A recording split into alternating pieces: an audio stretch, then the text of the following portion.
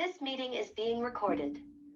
Good morning, good afternoon, good evening, folks. Michael Zuber, one rental at a time, back with his good friend Taylor. And we're going to talk about the Fed decision, the Fed earnings release, the Fed press conference, all of this stuff, because I think it was kind of give and take last week. What do you think, Taylor?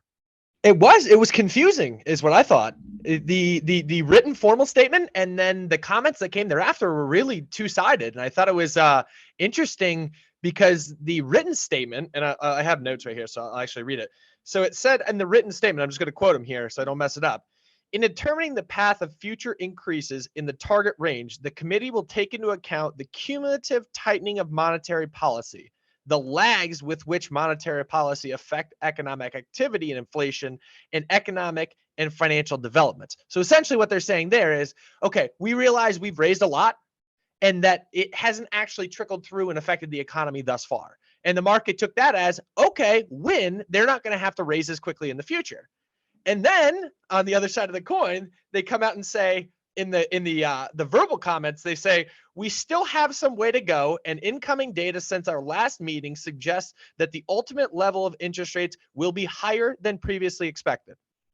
Can you make sense of those two comments in the same statement for me? Because I can't make sense of that. We're going higher, but slower and staying it there longer. I think that you're probably right. Well put. I think that what this means is what you have been fearing for quite some time, that it's that slow cut you with a million cuts and bleed us out. I think that you're 100% right. That is exactly what we're looking at. I like being right. I don't like being right about this. Yeah, no, this is not good. And agreed, because like if you take those two things in a vacuum and you say those are diabolically opposite, but then when you look at it in the construct of where we've been, where we're going, I think that you're 100% right. I think what they said there is we're going to raise, potentially pause, we're going to raise some more. At the end of the day, the number's going to be higher than what we expected, higher than what the market expected, and the market has pretty much reacted accordingly on that thought over the past, 2, 3, 4 days, whatever it is, trading days that we've had. Well, I also think you're starting to see companies go, okay, Powell, I get it. So again, I want to say this is my takeaway. It was my fear. And the beauty is we have a playlist. You can go back and watch my fear in real time. Yeah, it's time stamped. We're going higher, slower, for longer. That's been my greatest fear for months. And now we're here, and I think we're getting it. And what I think is happening now is you're going to start to see companies like Meta. They're going to look at this environment going, we can't operate the same way. The growth at any cost, the hire anybody off the street and we'll find work for them attitude is over. Yep. Yeah. Meta obviously had a massive reversal because they had a huge build out of employment during COVID. So they took that as, okay, people are staying at home. These .com type internet stocks, social media platforms are going to go to the moon. We need to hire everybody and their brother. And they absolutely did. And they went out to market and took that approach. And now there's a massive reversal on the other side of this. You got to remember that the cost of financing has just gotten dramatically more expensive. It's essentially doubled in the last year. So if they want to go out and finance a build out of well, not necessarily a good example to say build a new factory, but if they want to go out and finance data center. Yeah, there you go. Data center, cloud computing, et cetera. If they want to go out and finance the money to bring on new employees, which they were doing, the cost of that just doubled for them. So that new incremental employee might, now has to add a ton of value. Whereas before they added marginal value, it was still adding to the bottom line because the cost of capital was not, de minimis. Yeah. And this is what's going to happen. This is something I've been documenting over a year ago that's coming. And this is going to be kind of like the .com crash, where it went from grow at any cost. And .com, it wasn't growing at any cost. It was eyeballs. All we freaking counted was eyeballs. How many you were valued on like an eyeball is a freaking dollar. It's just tech gets in these weird environments where the logic goes out the window, and there's this new mantra, and then the mantra proves to be false, and the bottom line matters. Now the bottom line matters again, and there's a bunch of layoffs coming. Meta won't be the last. That hasn't changed any. I mean, you think about eyeballs. I think you can make the same argument for a lot of VC that's taken place over the last year or two as well. It's been crazy. Right. Yeah. Yeah. Yep, exactly right. How many users do you have? It doesn't matter whether those users are generating in revenue for you or not. Oh, it just How many counts. people do you have on your platform? Again, then all of a sudden, we need to actually monetize this platform and actually drive something to the bottom line to give these investors a return on their investment, which is why you've seen VC, all of that stuff start to dry up in a massive, massive way. Yeah. So again, I think what's really coming is now that we know the playbook, higher, slower, longer. You're seeing companies pivot. You're going to see cost of capital.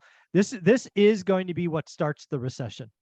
Is people now go, okay, Powell, I get it, right? So they're acting accordingly. They're adjusting accordingly.